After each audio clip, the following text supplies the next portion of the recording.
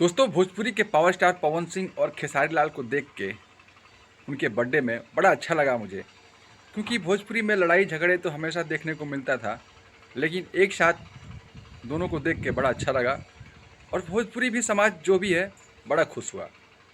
Controversy बहुत दिनों से चल रहा था इस चीज़ के लिए, पवन खेसारी, लेकिन एक साथ आ गए। इससे भोजपुरी का एकता बढ़ा, भोजपुरी में कुछ नया होगा, भोजपुरी कुछ लेवल तक पहुंचेगी जो नहीं पहुंच पाई थी। और शायद भोजपुरी में लोग कंट्रोवर्सी करके आगे बढ़ना चाहते हैं और बढ़ भी जाते हैं, लेकिन कब तक? 1 दिन, 2 दिन, 3 दिन, 4 दिन, 5 दिन, 10 दिन, उसके बाद उनको गिरना अवश्य होता है। तो भोजपुरी के जो पावर स्टार है पवन सिंह या खेसारी लाल ट्रेंडिंग स्टार है, ये 2 स्टार हैं जो एक कहावत है ना कि बरमसिया स्टार हैं। तो आपस में कोई झगड़ा लगा देता है इन लोग का, कोई कुछ कह देता है, तो ये अच्छा नहीं है।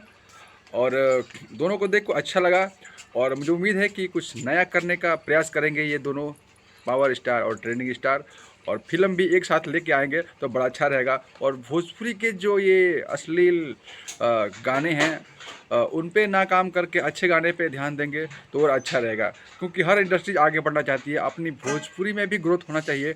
और इसको लेकर नीलकमल सिंह ने बिगुल बजा दिया है, उन्होंने आग लगा दिया है इस चीज़ के लिए कि भोजपुरी में अच्छे गाने भी चल सकते हैं। तो धन्यवाद, नमस्कार, मैं हूं आप सभी का अर्जुन।